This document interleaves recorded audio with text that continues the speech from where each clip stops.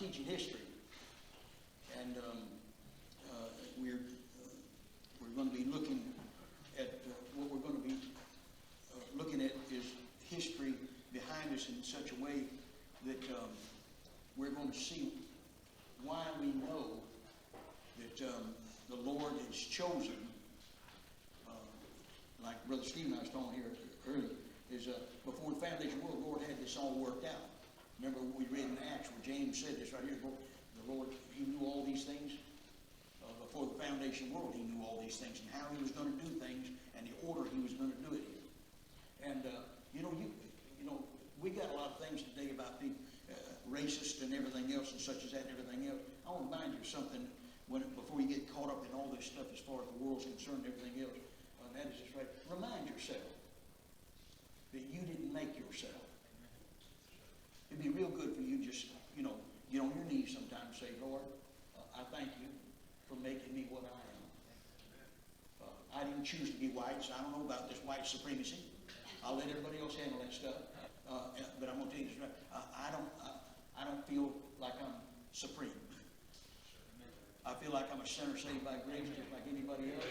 And I think I'm such a happy person over knowing this right here, that God out of the 7.5 billion people that's on this earth right now, that God would reveal to me, a little fella from Milton, Florida, He would reveal to me His Son so that I could see the truth of the gospel and be born again by the Spirit of God. I marvel at it, that He would choose those that He did choose. You just think about this right here. Out of all the billions of people that's in this world, and they're walking in darkness. Just imagine this right here. I mean, if the truth is known, and you don't have to reply or anything, I'm just going to say something, and you can like it or love it. Now, I'm going to say there's a Catholic saved on this planet if they're a true Catholic. And there's a billion of them. There isn't a Muslim saved on this continent, on the world, in the world. There's not one Muslim that's saved in this world if he's a true Muslim. Amen. You understand that, Joe?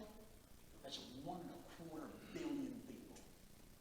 There's 2.25 billion people that I just mentioned right there, that none of them, unless the light of the gospel shines in their heart, are going to go and taste of the glory of heaven. Every one of them are going to perish. And look at it, and look at how dedicated they are to their religion. It makes no difference to God how dedicated you are to your religion if His Son isn't the cause of it. But we'll look at history. Why did God do what He did? And the proof of the fact that God did do it. And people say, oh, you think you're saved, everybody else is lost. Yep, that's right. That's what I believe. I just believe I'm saved, and if everybody don't believe like I believe, you're lost. Amen. Because I believe just exactly what this book says about salvation. And if you disagree with this book, you're disagreeing with the author of this book. And if you disagree with the author of this book, you're calling the author of this book a liar. 1 John 5 says, he that believeth not God has said he's a liar. And you can say what you want to, but I think that's the wrong person to be calling a liar. I mean, I get a little upset when people call me a liar. I can't imagine if I can back it up by your annihilation. So, anyway, I'm just letting you know, if God really and truly didn't like it, you know what? You like toast? Yeah. Okay. I'm just telling you. But what I'm going to do is I'm trying my best to indoctrinate you on some history so it'll add to your faith and assurance and confidence in what you got is right. Not to puff you up, knowledge puffeth up, charity edify. But I do want you to be encouraged in your faith, where that you're strong in that faith, because you're going to really be needing it in the future, more than you can imagine. If this thing keeps going, as we know it's going to keep going like this, evil men and seducers shall wax worse and worse, deceiving and being deceived. This thing is going further down than you can imagine before the Lord Jesus Christ comes back. In fact, it'll probably go down further than you can imagine everything else before we go up. I just thank God that when I read everything else, that I see the promise of this right here, that we'll be gone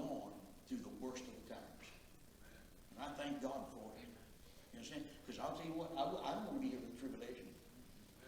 Now, that doesn't mean I don't believe we're going through because I don't want to be here. I just believe that the scriptures and everything else, I think it comes in two parts. But we'll study that some other time. Right now, what we need to do is we need to get to looking at this thing in the historical aspects of what God chose and the purpose He chose it. Now, I have to give you a little bit of review as far as the Old Testament is concerned. Now, I gave you a pamphlet, and you may say, Brother Baker, is this so important about Henry VIII? Yes. Yes, it is important. And because let me tell you something, this shows you the dividing line of God choosing the English people to be the ones who are going to be the messenger, the mouth of that lion, and the wings of that eagle. It shows you that God's going to choose them to evangelize the Gentile world before the second advent. Okay? And I'll show you what I'm talking about. Now, when we were looking last week, we were looking at the times of the Gentiles. Remember we studied a little bit about the times of the Gentiles in Luke chapter 21? All right, but look, let's look at, let me review this real quick with you, and then we're going to study the book of Daniel a little bit. That'd be all right? We'll study Daniel again. We mentioned Daniel 7 last week. We're going to go into Daniel chapter 2 tonight. Okay? Lord willing. So now let's look at Luke chapter 21. Luke chapter 21. And in Luke chapter 21, this is the Lord Jesus Christ talking about this away from them, and Israel is destroyed and dispersed amongst the nations. So watch what he says. He says, verse 20, and ye shall see Jerusalem compassed with armies, and know the desolation there is nigh. And let them which be in Judea flee to the mountains. Let them which are in the midst of it depart out. Let not them which are in the country enter thereunto. This happens two times. Once here, when Rome sacks Jerusalem in 70 A.D., and then the next time this happens, according to Matthew chapter 24, is when the Antichrist comes in and takes over Jerusalem, and the Gentiles trot around underfoot for 3.5 months there. Okay? And they happen, and Israel will flee to the wilderness to Sela Petra, and God's going to provide for them, and they're going to be fed in the wilderness and everything else. But before they get there, they're going to fly into the wilderness on the wings of an eagle. And I hope that's a reference to America taking them there. I hope America keeps Israel, as a special treasure in their heart, and that there's enough believers as far as associated with the nation of Israel at that time that the Lord will preserve it because of it. Now, but in Luke chapter 21, he says this, but woe to them, verse 23, which are with child and them give suck in those days, for there shall be great distress upon the land and wrath upon this people. They shall fall by the edge of the sword, and shall be led away captive unto all nations, and Jerusalem shall be trodden down of the Gentiles until the times of the Gentiles be fulfilled. All right. So that'll carry us all the way up to the Antichrist show. He says, Israel, until the time of the Gentiles be fulfilled. Now, what's he mean by the time of the Gentiles being fulfilled? That word fulfilled means something. If you read it in the scriptures, remember when Abraham was promised the land of Israel, and how that he's told that the nation of Israel would be in a land and be evil and treated for 400 years, for 4 generations, right? And how long was Israel in Egypt? 430 years. 430 years, and then Moses came and delivered them out of Egypt. Remember that? But God said something to Abraham. He said this right here. He said, I'm going to give you the land and everything else, but he says it's going to be 400 years when they're going to be Egypt free for the fullness of who is not full. The fullness of the Amorites is not full. He's talking about the iniquity of a nation. The iniquity of those nations that were in the land of Canaan were not full yet, where that God was going to throw them out of the land and give it to Israel. God disperses of nations because their iniquities get so big that he judges it himself personally. Just like he did Sodom and Gomorrah. God sent the angels down to Sodom and Gomorrah to see whether or not the testimony of them was what was being reported to him. And whenever he sent those angels down there, they checked it out and everything else. It was, and guess what? God rained on Sodom and Gomorrah, fire and brimstone, and destroyed it. And now Sodom and Gomorrah is at the bottom of the salt sea. The iniquity of the nations is the time of the Gentiles when it's over with. Now notice the fullness of the Gentiles is mentioned in Romans chapter 11. Come to Romans 11.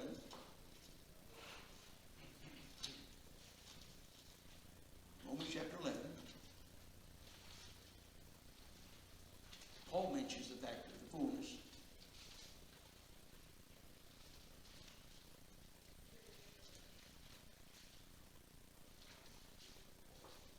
Romans 11. All right.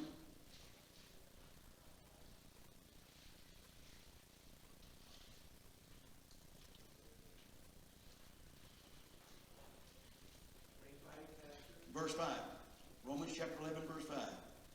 Paul is explaining about Israel's her place as far as history is concerned, and how we as the Gentiles are to understand what's taking place concerning God with Israel and us. And so in verse 5 he says, even so now at this present time, also there's a remnant according to the election of grace. Speaking about us seeing that God has broken off Israel, there's no one left and everything else. And Paul is saying, let me tell you something. Everybody's not gone as far as Israel is concerned. There's a certain number of them through the election of grace that God's preserved for him. Because just like it was, remember when Elijah said this right here to the Lord when he got up into the mountain, he said this right here, Lord, they've killed thy prophets and I'm the only one left. The Lord said this right here, I've still got 7,000 who have not bowed their knee to Baal nor kissed the calves. Remember that? I've got 7,000. You never know where God's got somebody that he's got on his mind to reveal himself to. So watch what he says. What then? Verse 7. Israel hath not obtained that which he seeketh for, but the election hath obtained it, and the rest were blinded. According as written, God hath given them the spirit of slumber, eyes that they should not see, and ears that they should not hear, unto this day. And David saith, let their table be made a snare and a trap and a stumbling block, and a recompense unto them, that their eyes be darkened, that they may not see, and bow down their back alway. I say then, if they stumble, that they should fall? God forbid. But rather through their fall, salvation is come unto the Gentiles to provoke them to jealousy. Now if the fall of them be the riches of the world, and the diminishing of them be the riches of the Gentiles, how much more their fullness? For I speak to you Gentiles, insomuch as I am the apostle of the Gentiles, I magnify mine office. If by any means I may provoke to emulation them which are my flesh, and might save some of them. For if the casting away of them be the reconciling the world, what shall receiving them be? But life from the dead. For if the first fruits be holy, the lump is also holy, and if the root be holy, so are the branches. And if some of the branches, notice, some of the branches. This business where God is completely through with Israel, and all the blessings of Israel now given to the church, is not Bible doctrine. God has still got his eye on Israel. And I'm going to tell you what, you better keep, you keep your eyes on Israel too. Make sure you keep your hands off them. Look at this. He said this. He says, if some of the branches be broken off, and thou, being a wild olive tree, were grafted in among them, and with them partakest of the root and fatness of the olive tree, boast not against the branches, but if thou boast, thou bearest not the root, but the root thee. Notice it's the root that carries all of us. Thou wilt say then, the branches were broken off that I might be grafted in. Well, because of unbelief they were broken off, and thou standest by faith. Be not high-minded, but fear. For if God spared not the natural branches, take heed lest he also spare not thee. Behold therefore the goodness and severity of God on them which fail severity, but toward thee goodness, if thou continue in his goodness, otherwise thou also shalt be cut off. I'm going to tell you this right here. Our days are numbered because we're becoming a godless world. We're not just a godless nation. God is grieved with America right now. Let me tell you something. We're becoming like Sodom and Gomorrah every day. You realize this right here? We have a government right now that wants our children in kindergarten to be taught sex education. What a perverted bunch of people. What a perverted nation we are. We're so perverted. Let me tell you something. Can you imagine 40, 50 years ago, somebody, trying to, that homosexuality would have its free court. Somebody tried to have a free court. They were kept in a closet because of the fear of the very masses themselves, y'all. I mean, tell you, it's an abomination for a man to be with a man, woman with a woman, and change that natural use against nature. People can say all they want to. I'm going to tell you right now, if words are going to be what they call, enough to imprison you and everything else, you mark it down. When my Bible study's over and everything else, you come and visit me at the county jail. Romans 11. That's right. Because I'll guarantee you one thing. I'm not out to start a fight. And if I'm on the streets and everything else and preaching and everything else and stuff like that, I'm going to preach the Bible and everything else. But I'm going to tell you this right here. I'm not going to try to poke a stick in somebody's eye. You hear me? But I'll tell you what, when it comes to getting on that stand, if I lay my hand on that King James Bible and say, I swear to tell the truth and the whole truth, so help me God, you can be rest assured of this right here. You make sure your seat's got a safety belt in it. You understand that? Because I'm going to make sure of this right here. That some of the things that are going to be said when it comes to this Bible right here is going to be a reproof, a rebuke, and an exhort for you to get it right, or you're going to be damned if you don't. Romans chapter 11. Watch what he says. He said, therefore, the goodness and severity of God on them, if thou continue in his goodness, otherwise thou shalt be cut off. And they also, if they abide not, still in unbelief. You realize this right here? He said this right here. Behold, therefore, the goodness of God. He said the natural branches can be grafted in again. They can. Now, I don't know if you know anything about farming. I don't know if you know anything about horticulture and everything else. But the graft has got to be alive, y'all, to be grafted back on a limb. If it's cut off from a limb and it's going to be grafted back into that olive tree, that shows you this right here, that by the Spirit of God, he's got them in a water that you can't imagine how rich it really is. Because you know what? God's going to graft them right back into that olive tree. He didn't say the branches were dead. He just said they were cut off. And any horticulturist knows this right here, that when you're going to graft a tree, you cut off the new growth, and you cut it off at an angle. Split the tree, and whenever you do, you split the bark back. Put the new growth against the natural tree that's alive, and let it touch the live part of that branch. And then wrap it tight. And you know what? It'll start sprouting itself right from that limb, and it'll fatten itself up, and next thing you know what? You can have 5 different fruits on that tree if you want to. Oh yeah, Romans 11, let me go on. You don't give it so much time in this class. Yeah, that's right. He said this right here. And they also, if they abide not and still in unbelief, shall be grafted in. For God is able to graft them in again. For if thou wert cut out of the olive tree which is wild by nature, and wert grafted contrary to nature into good olive tree, how much more shall these, which be the natural branches, be grafted into their own olive tree? He's talking about those that were cut off. For I would not, brethren, that you should be ignorant of this mystery. Notice it's a mystery. Lest ye should be wise in your own conceits, that blindness in part is happened unto Israel, until the fullness of the Gentiles be come in. God is going to give us the opportunity that we can have the gospel just as Israel had it.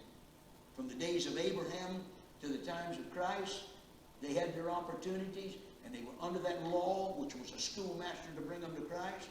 They fell away because of that in unbelief. God used it as an occasion so that it could come to us, a bunch of uncircumcised Gentiles that were worshiping devils and everything else. And you know what he did? He brought that gospel to us so we could be saved. What I'm teaching you is how he did it. Okay? And I'm going to show you that it was planned all along. People don't realize something. Salvation to this world was planned before the world ever began. Christ was slain from the foundation of the world and before the foundation of the world. You know why? God saw all this before it ever got got started. Romans chapter 11. And so all Israel shall be saved, as written. There shall come out of Zion the deliverer, and shall turn away ungodliness for Jacob. For this is my covenant unto them, when I shall take away their sins. All you have to do is go to Jeremiah, you'll find it. Okay? Now notice the fullness of the Gentiles. He gives that gospel to the Gentile. Paul is the apostle to the Gentile. He's a spiritual type of the Israel that's going to, the 12 tribes, or the 10 tribes, that will be preaching, that are sealed in the times of the tribulation, that are going to take the gospel to the world, and it's going to be the gospel of the kingdom. They're going to be preaching the gospel of the kingdom that's fixing to come with Christ against the gospel of the kingdom of the Antichrist. And the Antichrist and Christ will be at odds with one another through that 3.5 years. While he is persecuting and destroying them, they will also be going throughout the world, and the signs and wonders and miracles and all that stuff will be right there at their fingertips, where they can use it to show the world the truth of the kingdom that they should be part of. They'll be persecuted. All right, come to Isaiah chapter 13. Then we're going to go to Daniel. So, I'm getting so old I can't remember. When's the class over, brother?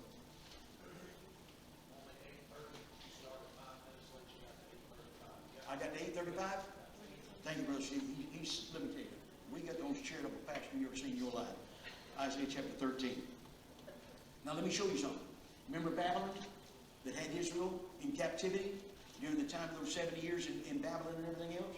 God said he was going to bring, he rewarded Babylon and gave Babylon Egypt, because Babylon was doing God's bid by bringing Israel out of the land of Israel and bringing them into captivity to judge them, because God wanted to judge them for their sin. But you know what they did? Babylon did like most nations. They took it too far, showed no mercy. And you know what they did? They began to not only persecute them and everything else, but just like the 3 children in the fiery furnace, you know what? They began to labor against God, who had given them the power. And just like Nebuchadnezzar in his testimony, chapter 4, God had to show Babylon that it's God that ruleth over the affairs of men. Right? And so in Isaiah chapter 13, though, look what it says this right here about the prophecy here is not just to Babylon, but a prophecy also will carry it up to the end of time. Watch what it says. In Isaiah chapter 13, it says, verse 6, Howl ye, for the day of the Lord is at hand. It shall come as a destruction from the Almighty. Therefore shall all the hands be faint, and every man's heart shall melt. They shall be afraid, pangs and sorrow shall take hold of them. They shall be in pain as a woman that travaileth. They shall be amazed one another. Their faces shall be as flames. Behold, the day of the Lord cometh cruel, both with wrath and fierce anger, to lay the land desolate, and he shall destroy the sinners thereof out of it. For the stars of heaven and the constellations thereof shall not give their light. Second coming. The sun shall be darkened in his going forth, and the moon shall not cause her light to shine. Second coming. And I will punish the world for their evil, and the wicked for their iniquity, and will cause the arrogancy of the proud to cease, and will lay low the haughtiness of the terrible. That's the judgment that God has promised in this world when he comes at the second coming. Come, if you will, to Revelation 6. Revelation 6.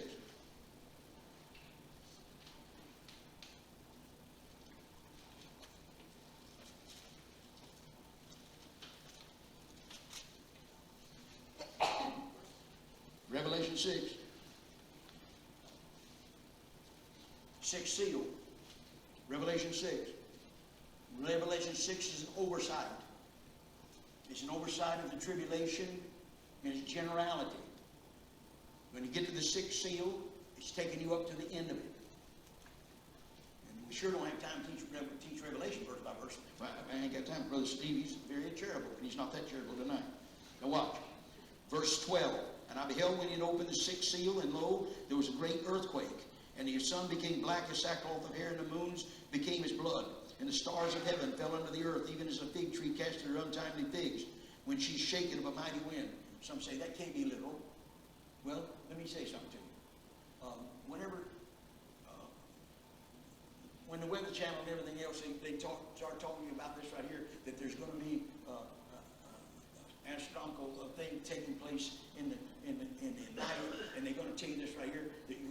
bunch of shooting what? A bunch of shooting stars. You're going to find them that sometimes that a meteor showers, they're going to call a meteor shower, whatever else, everything else. And you know what they say? Man, there'll be hundreds of them every 2 minutes or so showing up, and it's going to be, boy, what a light show it's going to be. But you know what they're saying? They're calling them stars. Let me tell you something. Whenever in the 1800s, there was such a phenomenon that took place in the world that you can't imagine. There were literally tens of thousands of those shooting stars that came to the earth to such a degree and lasted so long, it terrified all of Europe to such a degree. People began to cry because they believed this right here, that it was a fulfillment of the revelation that was fixing to take place, and they believed the end of the world and the judgment of God was coming on the planet. That's how thick those falling stars were. So when you read something in the Bible, don't fail to understand this right here. If the world can use the term, why can't God use the term? Revelation 6. And the stars of heaven fell unto the earth as a fig tree cast her untimely figs when she shaketh a mighty wind. And the heaven departed as a scroll and is rolled together. And every mountain and island were moved out of their places. And the kings of the earth, and the great men, the rich men, and the chief captains, and the mighty men, and every bondman, and every freeman, hid themselves in the dens and the rocks of the mountains, and said unto the mountains and rocks, fall on us, and hide us from the face of him that sitteth on the throne, and from the wrath of the Lamb. For the great day of his wrath is come, and who shall be able to stand? It's coming. Now come to Daniel chapter 2. I read you Daniel chapter 7, but I want to read you Daniel chapter 2 to show you, when you read the book of Daniel, understand this right here, that Daniel is the revelation and the prophecies of God that are going to deal with Israel in relationship to the Gentile nations. Okay? It will deal with the national position of Israel amongst the Gentiles, and God's going to reveal how that the Gentiles will hold power over this earth until Christ comes back and sets up his kingdom. That's the book of Daniel. Revelations will show you the spiritual work of God with Israel to the nations. That's why in Matthew chapter 25 it tells you this right here. He's going to gather all the nations together. When he gathers them together, he's going to say to the nations, he's going to gather and set the sheep on one hand and the goats on the other. And he's going to say unto those on his right hand, come ye blessed, inherit the kingdom prepared for you from the foundation of the world. And he said, because I was hungry and you fed me. I was in prison, you came and visited me. I was sick, and he said, and you ministered unto me. And he says, I was naked and you clothed me. And I was thirsty and gave me drink. And they're going to say, Lord, when saw we thee hungry? When saw we thee in prison? And he's going to say to them, insomuch as you did it unto one of the least of these my brethren, you did it unto me. The nations are going to be preserved on the basis of how they treated Israel when they preached the gospel of the kingdom, whether or not they helped them in their persecutions. And God will preserve whatever nation goes out of those nations that helped Israel. They're going to get to go into the millennium. But watch what he says. He says, the goats on the other hand, he says, depart ye cursed, and everlasting fire prepared for the devil and his angels. For when I was hungry, you fed me not. When I was in prison, you visited me not. When I was sick, you ministered not unto me. He says, I was naked, you clothed me not. And you know what? These shall go away in everlasting punishment, the others in the life eternal. Notice it's how you treated his brethren at that time when the Antichrist is going to rise up and persecute Israel, the woman who brought forth the man-child, according to the book of Revelation, chapter 12. And so when the nation, it'll be a national thing with Israel ministering to the world. And then what the Lord said in Matthew 24, which really is a doctrinal statement about Israel, says this right here. He said in Matthew 24, and this gospel of the kingdom shall be preached in all the world for a witness, then shall the end come. That's the gospel of the kingdom. Yes, Christ will be mentioned, but he's going to be mentioned as the coming king who's fixing to take it over. And you better believe on him, and they overcame him by the word of their testimony and loved not their lives to the death. tell you what, for those folks that didn't like to go to Sunday school, didn't want to go to church and everything, what are you going to do whenever all of a sudden you've got to give your life up for it? I'll tell you what, if you ain't got enough faith to take you to church right now, I doubt very seriously it's going to take you to heaven later on. Daniel. All right, just come in. We're going to read it. That's it. All right, now here in Daniel chapter 2, Nebuchadnezzar's dreamed a dream. And Daniel's there. Shadrach, Meshach, and Abednego. They're there. And the king he's dreamed a dream. And he's lost his memory of what it was. Woke up, but he knows it's terrible. He's had a nightmare.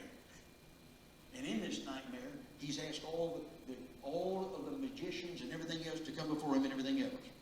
He said this right here. He says this. See, well, chapter 2, in the second year of the reign of Nebuchadnezzar dreamed dreams. And therewith his spirit was troubled, and his sleep brake from him. The king commanded to call the magicians, the astrologers, and the sorcerers, and the Chaldeans, for to show the king his dreams. So they came and stood before the king. The king said to them, I've dreamed a dream, and my spirit is troubled to know the dream. Then spake the Chaldeans to the king in Syriac, O king, live forever. Tell thy servants the dream, and we'll show the interpretation. The king answered and said unto the Chaldeans, the thing's gone from me. If you'll not make known unto me the dream with the interpretation thereof, ye shall be cut in pieces, and your houses shall be made a dunghill. And he's kind of encouraging. Trying to encourage him, see if you can come up with something. But if you show the dream and the interpretation thereof, you receive of me gifts and rewards and great honor. Therefore show me the dream and the interpretation thereof. They answered again and said, let the king tell his servants the dream, we'll show the interpretation of it. The king answered and said, I know of certainty that you gain the time. What you're trying to do is you're trying to buy time, is what we call it. You're trying to buy time on me. He said, because you see the thing is gone from me. But if ye will not make known unto me the dream, there's but one decree for you. For ye prepared lying and corrupt words to speak before me until the time be changed. Therefore tell me the dream, and I'll know that ye can show me the interpretation thereof. The Chaldeans answered before the king and said, there's not a man upon the earth that can show the king's matter. Well, I don't know. Therefore there is no king, lord, nor ruler that asks such a thing of any magician, astrologer, or Chaldean. And it's a rare thing that the king requires. And there's none of that can show it before the king except the gods, whose dwelling is not with flesh. Well, okay, that's good. For this cause the king was angry and very furious, and commanded to destroy all the wise men of Babylon. And the decree went forth that the wise men should be slain, and they sought Daniel and his fellows to be slain. What you said. Verse 16, then Daniel went in and desired the king that he would give him time, and that he would show the king the interpretation. Then Daniel went to his house and made the thing known to Hananiah, Mishael, and Azariah, his companions. And that they would desire mercies of the God of heaven concerning this secret. And Daniel and his fellows should not perish with the rest of the wise men of Babylon. Then was the secret revealed to Daniel in his night vision. Then Daniel blessed the God of heaven. Daniel answered and said, blessed be the name of God forever and ever, for wisdom and might are his. And he changeth the times and the seasons. He removeth kings and setteth up kings. He giveth wisdom to the wise and knowledge to them that know understanding. He revealeth deep and secret things. He knoweth what is in the darkness, and the light dwelleth with him. He's given everybody a hint that what God showed him is the revelation of everything that's fixing to take place. I thank thee and praise thee, O God, thou God of my fathers, who hast given me wisdom and might, and hast made known unto me now what we desire of thee, for thou hast made me known unto us the king's matter. Therefore Daniel went into Arioch, whom the king had ordered to destroy the wise men of Babylon. He went and said thus unto him, destroy not the wise men of Babylon, bring me in before the king, and I'll show unto the king the interpretation. He brought him in. When he did, the king answered, verse 26, and said unto Daniel, whose name is Belteshazzar, art thou able to make known unto me the dream which I have seen and the interpretation thereof? Daniel answered in the presence of the king, well, yes, I can, but I need to witness to you just a little bit. The secret which the king demanded, cannot the wise men, the astrologers, the magicians, soothsayers show unto the king. But there's a God in heaven that revealeth secrets, and maketh known to the king Nebuchadnezzar what shall be in the latter days. Thy dream dream and the visions of thy head upon the bed were these. As for thee, O king, thy thoughts came unto mind upon thy bed, what should come to pass hereafter. And he that revealeth secrets make known unto thee what shall come to pass. But as for me, this secret is not revealed to me for any wisdom, that I have more than any living, but for their sakes that shall make known the interpretation of the king, that thou mightest know the thoughts of thine heart. Thou, O king, sawest, behold, a great image. This great image, whose brightness was excellent, stood before thee, and the form thereof was terrible.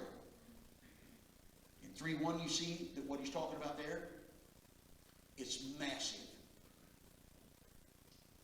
It's massive and it's illuminated.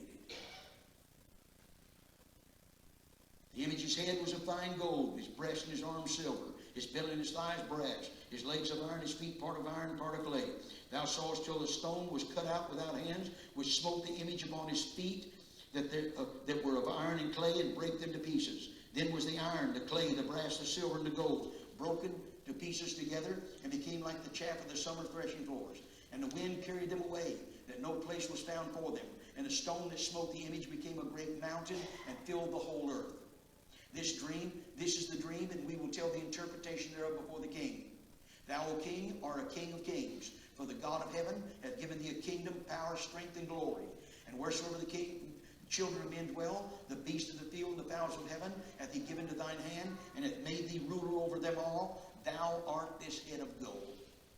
And after thee shall rise another kingdom, inferior to thee, and another third kingdom of brass, which shall bear rule over all the earth.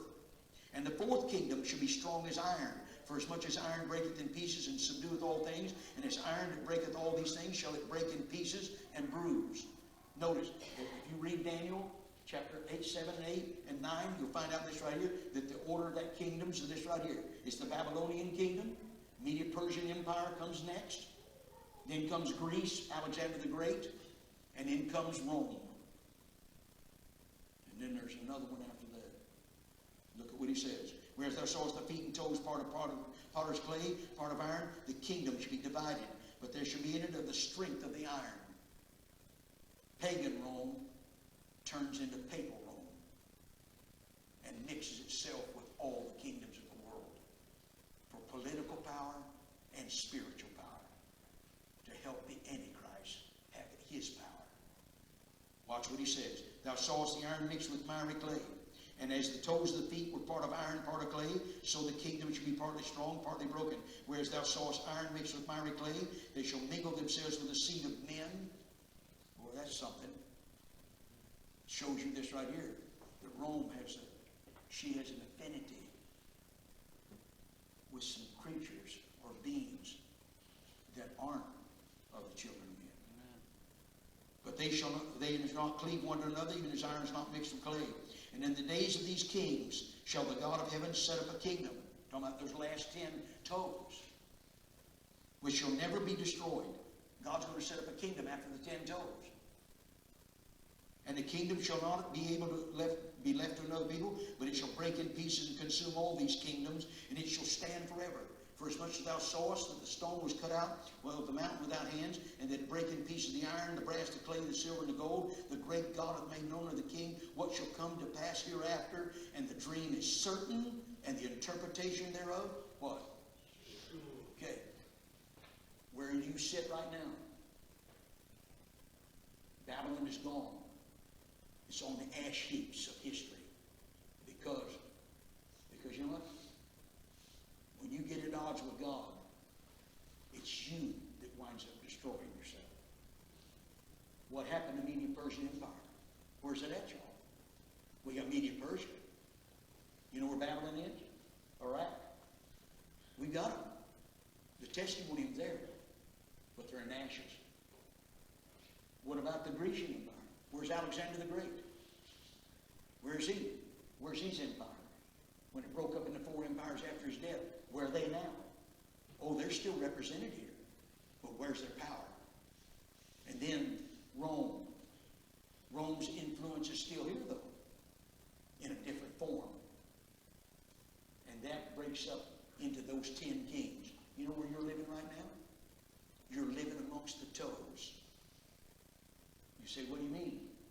Because the next kingdom that's going to show up, the Antichrist, number of Gentile.